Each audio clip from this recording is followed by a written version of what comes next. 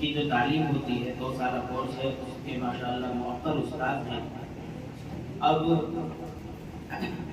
حضرت محتمیم صاحب دامت برکاتہم العالیہ، جو شہنشاہ فکر و تدبر، فقیہ ملت، ادیب با کمال،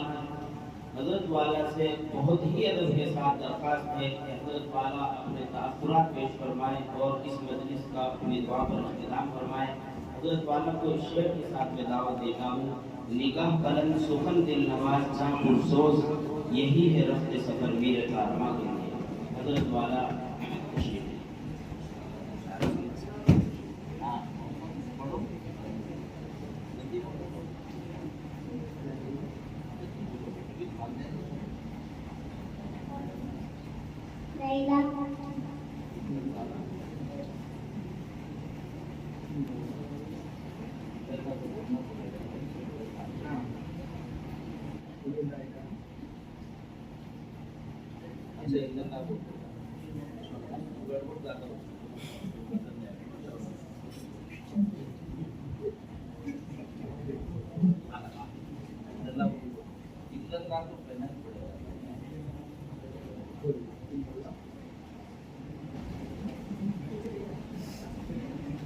الحمدللہ وحدہ والصلاة والسلام علی من لا نبی بعدہ،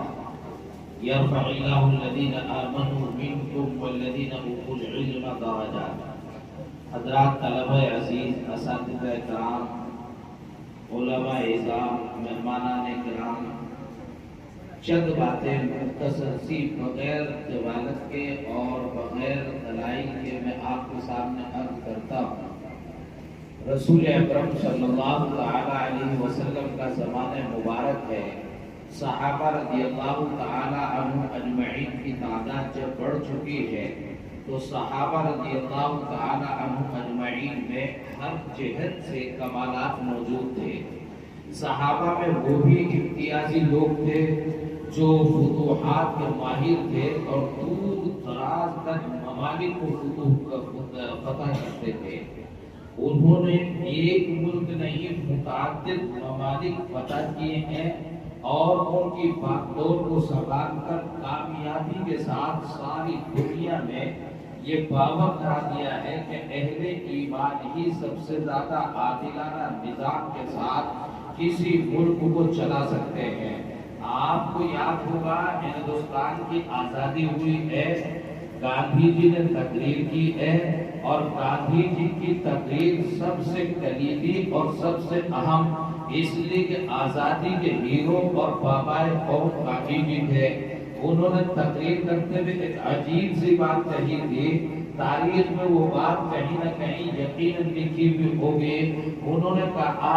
کہ دیکھو ہم نے ملک کو آزاد کرا لیا ہے، محنت اور جد و جہد تسلسل کے ساتھ ہمارے خون اور ہماری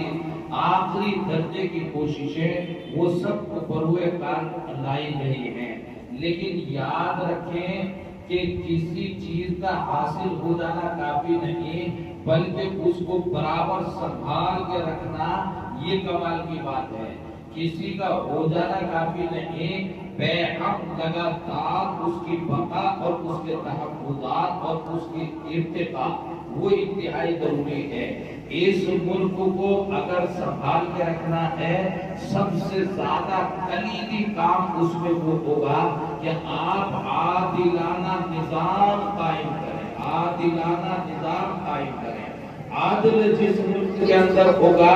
جس گھر کے اندر ہوگا، جس قوم کے اندر ہوگا وہ ترقی کرتی چلی جائے گی۔ اور مثال دیتے ہوئے انہوں نے کہا کہ ابو بکر اور عمر کی مثال ایسی ہے کہ اس جیسی کوئی مثال تاریخ میں ملک کی اور یعنی سیاسی عدل کے لیے کوئی دوسری مثال موجود نہیں ہے۔ تو آپ کے آباء و اجداد میں صحابہ رضی اللہ تعالی عنہ اجمعین میں ملکوں کو فتح کرنے والے بھی تھے، ان کی باغڈور کامیابی کے ساتھ سنبھالنے والے بھی تھے۔ تو کیا ان کو نہ زبان آتی تھی،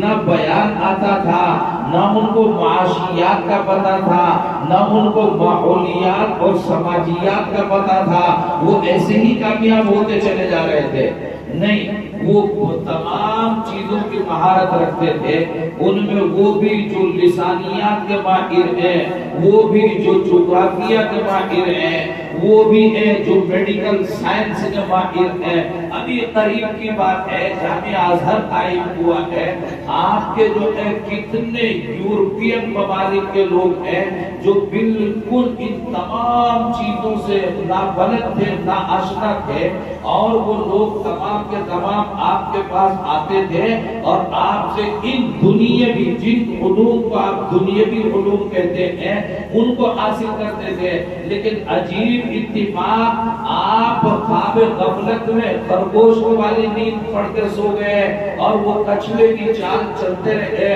انہوں نے آج جو ہے وہ مقام حاصل کر لیا جو کل آپ کا تھا، اور آپ کی وہ حالت ہو گئی جو کل ان کی تھی.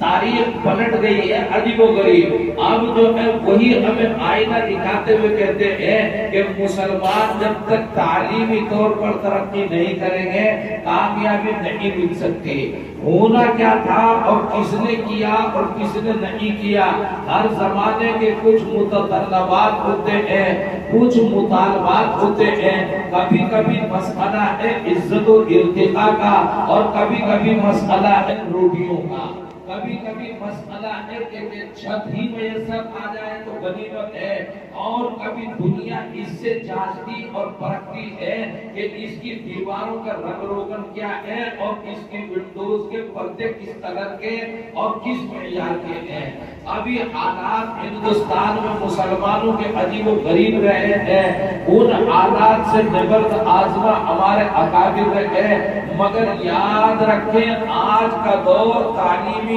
امتیاز کا ہے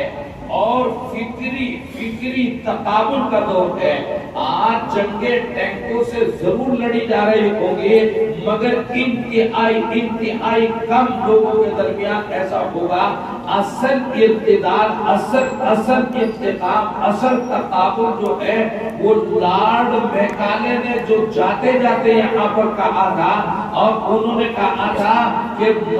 یہ ملک تو ہمارے ہاتھ سے جا رہا ہے، مسلمان اور ہندو اس ملک کو ہمارے ہاتھ سے لینے میں کامیاب ہو گئے، لیکن جاتے جاتے ایسا بیج بو کر ہم جائیں گے کہ ان مسلمانوں کے نام عبداللہ، عبدالخالق، عبدالرزاق ہوں گے، اور ان کو پتہ بھی نہیں چلے گا کہ ان کا ایمان دل سے کب رخصت ہو گیا اور کدھر چلا گیا ہے. ایسی ہم سیاسیات اور ایسی تعلیمات ان کے درمیان چھوڑ کر چلے جا رہے ہیں. ان تمام یہ ہے فکری تقابل، فکری تقابل. آج ساری دنیا میں فکری تقابل ہے. یہ فکر اور یہ تدبر آپ کے پاس کہاں سے آئے گا؟ جب آپ کے پاس تعلیم ہوگی. اور تعلیم کون سی؟ ایک ایمان ہے، ایک اسلام ہے، ایک احسان ہے. آج دنیا بھر میں مسلمان یا تو نابلد ہے، بڑا طبقہ، اور بالخصوص ہمارے اس ملک میں یا تو ناآشنا ہیں، یہ ان کو کہیے ان پڑھ ہیں، ناخواندہ ہیں، ان کو پڑھنا ہی نہیں آتا، نہ ان کو دنیا پڑھنی آتی، نہ ان کو دین پڑھنا آتا. وہ دیندار بنے ہیں، ان کو تحیات یاد نہیں، ان کو دعائیں قنوت نہیں آتی، ان کو نماز کے فرائض معلوم نہیں، ان کو روزے کے فرائض معلوم نہیں. وہ کہتے ہیں سب سے بڑی کتاب دنیا کی، سب سے بڑی متبرک کتاب قرآن کریم ہے. انہیں لفظ قرآن بھی بولنا نہیں آتا، انہیں لفظ قرآن بھی بولنا نہیں آتا. اور جو ہم علماء کی مولوی جو ہم اپنے آپ کو اہل علم کہہ رہے ہیں، ہماری ذمہ داری تھی کہ ان کو تبلیغ کرتے احکام اسلام کی، اس میں ہم کتنے کامیاب ہیں آپ خود فیصلہ کر سکتے ہیں. اور اسلام کی تبلیغ کرتے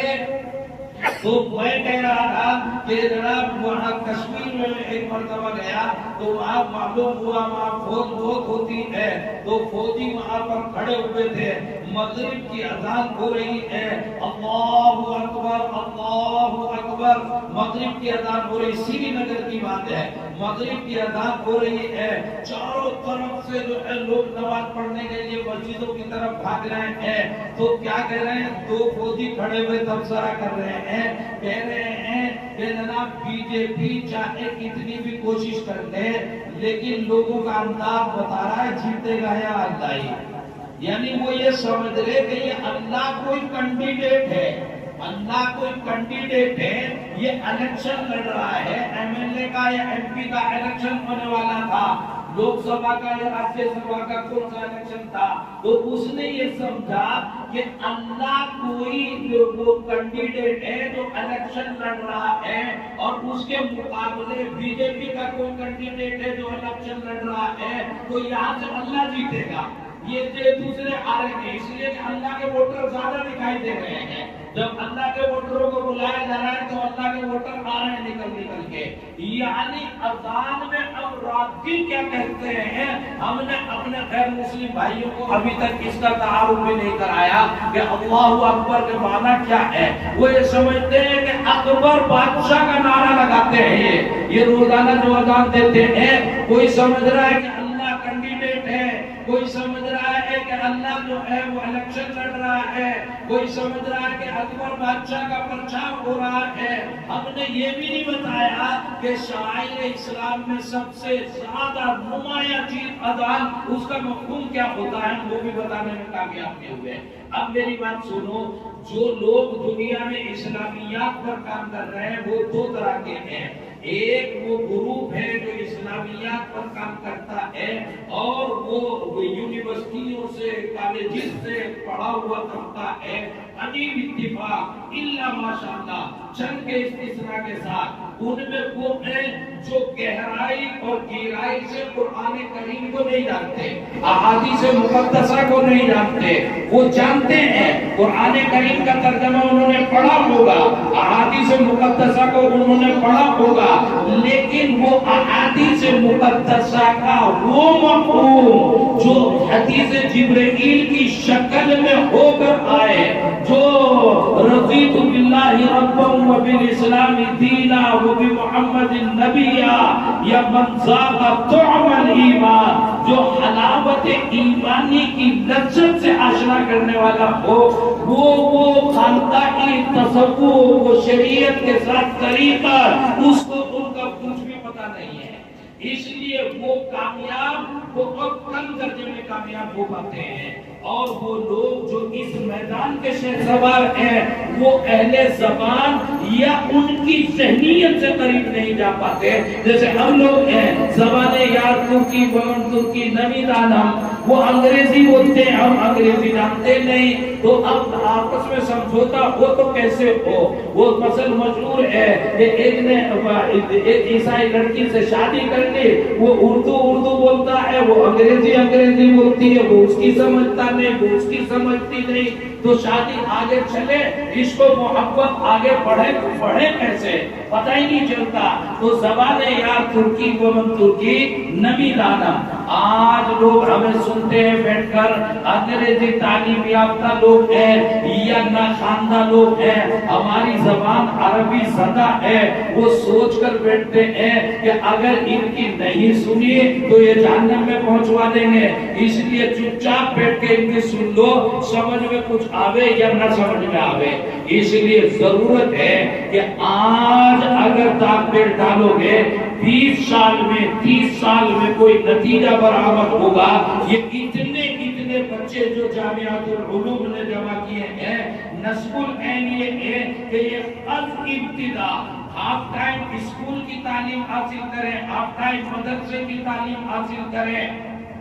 اور یہ بچے، یہ تو ایک نمونہ ہے، ہم چاہتے ہیں کہ پورے ہندوستان میں جگہ جگہ پر ایسے اسکول ہوں، ایسے مدرسے ہوں، ایسی چاہے ہماری نگرانی میں ہو یا آپ کی نگرانی میں ہو، اس سے ہمیں سروکار نہیں، ہمارا مقصد ہے اس مشن کو آگے بڑھانا، کہ ایک آدمی جب وہ ایمان کو، اسلام کو، اخلاص کو، للہیت کو، قرآن کریم کو، اس کی گہرائی کو، احادیث مقدسہ کو، رسول اکرم صلی اللہ علیہ علیہ وسلم کے مشن کو، صحابہ کے طرز زندگی کو، ان کی تعمیر کو، ان کی ترقی کو، ان کے نصب العین کو، ان کے عزائم کو گہرائی سے وہ سمجھتا ہوا ہو، اور پھر وہ دنیا کے ذہنوں کے قریب اپنے اصلی علوم کی وجہ سے جا سکتا ہو، اور ان کی زبانوں میں مہارت کی وجہ سے اپنی بات ان کی زبان میں ان کے قلوب تک پہنچانے میں کامیابی حاصل کر سکتا ہو۔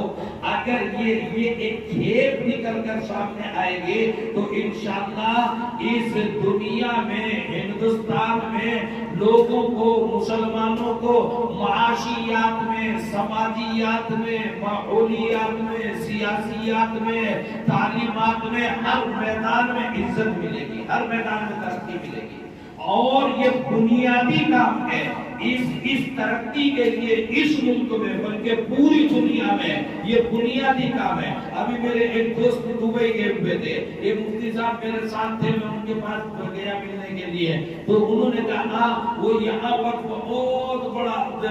بڑا اپنا تجارتی ایک گروپ چلاتے ہیں۔ وہ کہنے لگے کہ میں دبئی میں گیا اور وہاں کے ایک بڑے پرنس سے میری ملاقات متعین ہو گئی۔ جب میں ان سے گفتگو کرنے کے لیے گیا تو میں یہ سوچ رہا تھا کہ اگر دبئی میں چھوٹا سا کام بھی تجھے مل گیا تو ہندوستان کے بڑے بڑے گروپ بھی تیرا مقابلہ نہیں کر پائیں گے۔ یہاں کا چھوٹا سا کام بھی وہاں کا بہت بڑا کام ہو جائے گا، بڑے پیسے تو یہاں سے کما کے جائے گا۔ تو لیکن جب پرنس سے ملاقات ہوئی، انہوں نے ٹائم دے دیا، یہ بڑی بات تھی۔ ان سے ملاقات ہوئی تو انہوں نے دیکھا کہ میں تو ایک عربی کا نہیں جانتا، وہ عربی جانتے تھے اور میں اردو جانتا تھا، تو دونوں میں ملاقات نہیں ہو سکی۔ جو ترجمان تھا اس سے انہوں نے تھوڑی دیر گفتگو اور چائے پانی کے بعد، ٹی پارٹی کے بعد یہ کہا چلتے ہوئے کہ اس آدمی کو دبئی میں کبھی ترقی نہیں مل سکتی،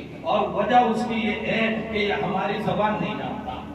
جب تک یہ عربی نہیں جانے گا، جب تک یہ ہمارے ملک میں آ کر ترقی نہیں کر سکتا۔ تو زبان کلیدی کردار ادا کرتی ہے، اسی لیے حضرت عمر رضی اللہ تعالیٰ عنہ خصوصیت کے ساتھ توجہ دلواتے تھے کہ زبان سیکھو، جس ملک کے اندر رہنا ہے زبان سیکھو۔ حضرت ابو موسیٰ اشعری، حضرت معاذ ابن جبل، حضرت عباس، حضرت عبداللہ ابن عباس رضی اللہ تعالیٰ عنہما، یہ تمام صحابہ گئے ہیں، انہوں کو ترجمانوں کی ضرورت پڑی کہ فارسی ممالک میں گئے ہیں تو فارسی ترجمہ انہوں نے رکھے، یعنی اپنے مسلمانوں کو عربیوں کو فارسی سکھائی، اور پھر فارسی لوگ ایمان قبول کر گئے تو ان کی فارسی کارآمد ہوئی۔ الغرض کہنا یہ ہے کہ جامعۃ العلوم میں یہ 5-5 سال کے بچے پڑھتے ہیں،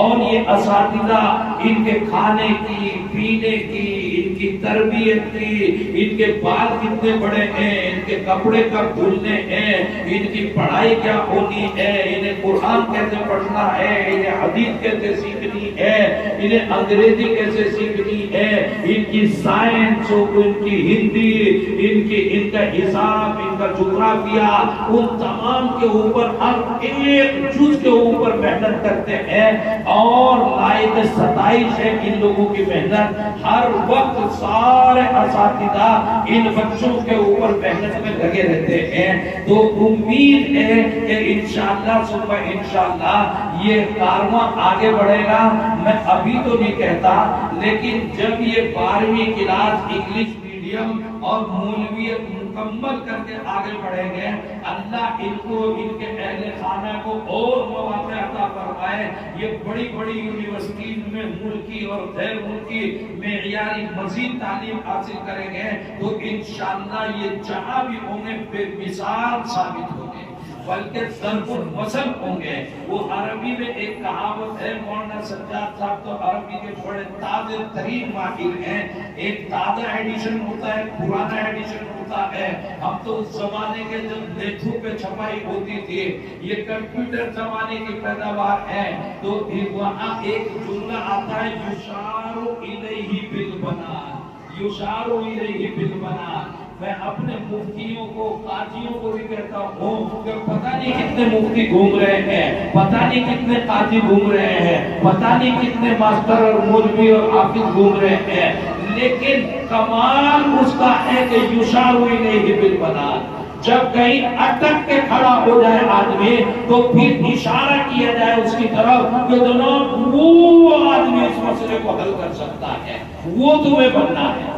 وہ اگر تم بننے میں کامیاب ہو گئے۔ وہ حضرت حکیم الاسلام علیہ الرحمہ ایک دن تقریر کر رہے تھے مسجد قدیم میں، تو ارشاد فرمایا کہ دارالعلوم کا مقصد ہے رازی اور غزالی پیدا کرنا، لیکن عجیب اتفاق، اگر ہمیں معلوم ہوتا کشف و کرامت کے اتنے ماہر ہوتے کہ رازی غزالی پیشانی پہ لکھا ہوا ہم نے پڑھ لیا ہوتا تو دو ہی کے داخلے لیتے، ایک کو رازی بنا دیتے، ایک کو غزالی بنا دیتے، لیکن اللہ نے خیر کیا کہ ہمیں پتہ ہی نہیں کہ رازی کون بن سکتا ہے، غزالی کون بن سکتا ہے، تو ہم نے اتنی بھیڑ اکٹھی کی کہ انہی میں کوئی رازی ہوگا، انہی میں کوئی غزالی ہوگا، ہم نے ایک بھیڑ اکٹھی کر کے یقین ہے کہ انہی میں کوئی رازی اور انہی میں کوئی غزالی پیدا ہوگا، اور غزالی تو آپ تصوف کے غلبے کی طرف لے جائے، لیکن رازی کو کیا کہیں گے آپ، جو ماہر تصوف بھی ہے اور ماہر دنیا کے علوم کا بڑا اہم ترین ماہر بھی ہے، تو دونوں مہارتیں ان کو حاصل ہیں، اگرچہ تفسیر ان کی طرف منسوخ ہو گئی، مگر تفسیر پڑھیں گے تو آپ کو اندازہ ہوگا کہ جغرافیہ میں ان کو کتنی مہارت ہے، سائنس میں ان کو کتنی مہارت ہے، ان کو جو ہے ریاضی میں کتنی مہارت ہے، ان کو ہر میدان کے اندر مہارت حاصل ہوئی، اللہ رب العزت نے عطا فرمائی ہے۔ الغرض کہنا یہ ہے کہ امتیاز کی قدر و قیمت ہے۔ آج کی دنیا میں 10ویں پاس اور 12ویں پاس پتہ نہیں کتنے جو ہے چوٹیاں چڑھاتے پھر رہے ہیں، آپ کو اپنے اندر امتیاز اور کمال پیدا کرنا پڑے گا، جب امتیاز ہوگا تو آپ کی قیمت ہوگی۔ مجھے امید ہے کہ انشاءاللہ یہ چھوٹے چھوٹے بچے جو آج ABC یاد کرتے ہیں تو انشاءاللہ صبح انشاءاللہ یہ 12ویں کلاس انگلش میڈیم اسکول مکمل کر کے یہاں سے جائیں گے اور کامیابی کے ساتھ جائیں گے انشاءاللہ صبح انشاءاللہ۔ دعا کریں کہ اللہ تعالیٰ یہ ہمارے رفقائے کار اساتذہ کرام ہیں جو شانہ بشانہ ہمارے ساتھ میں ہیں، اللہ تعالیٰ ان کی عمروں میں ان کے عزائم میں برکتیں عطا فرمائے اور یہ ساتھ برابر رہیں، ایسے حالات بھی اللہ رب العزت عطا فرمائے، حالات ایسے رہیں کہ یہ رفقائے کار شانہ بشانہ ہیں تو باقی بھی رہے۔ وہ میں قاضی پڑھ رہا تھا کہ رب العالمین ربوبیت کے لیے تربیت کے لیے اولین درجہ ہے تخلیق، اللہ پیدا کرنے والے ہیں، پھر دوسرا درجہ ہے پالن ہار ہونا، پرورش کرنا، یعنی ان کو کپڑا، روٹی، مکان، غذا، دوا وہ فراہم کرنا، یہ بھی اللہ تعالیٰ پیدا فراہم فرماتے ہیں، اور پھر تقدیم الاعم وعلی المعین یعنی تدریجاً ان کو ترقی دینا، یہ بھی اللہ تعالیٰ کرتے ہیں۔ تو پہلے پیدا کرنا، تخلیق کرنا، اور دوسرے نمبر پر اس تخلیق کے لیے، اس مخلوق کے لیے کیا کیا چیزیں زندہ رہنے کے لیے ضروری ہیں ان کو فراہم کرنا، اور تیسرے نمبر پر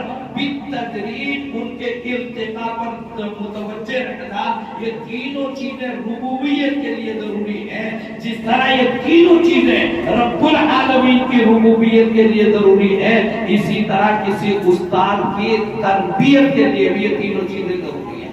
تخلقوا باخلاق اللہ، بہرحال اللہ رب العزت کامیابی سے ہمکنار فرمائے، ان اساتذہ کی محنتوں کو قبول فرمائے اور ان اساتذہ کو ایسے نارمل احوال عطا فرمائے کہ یہ اپنی محنتوں کو بآسانی اور بسہولت جاری رکھ سکیں۔ اللہ رب العزت ہر طرح سے کامیابی عطا فرمائے۔ وما علینا الا البلاغ المبین۔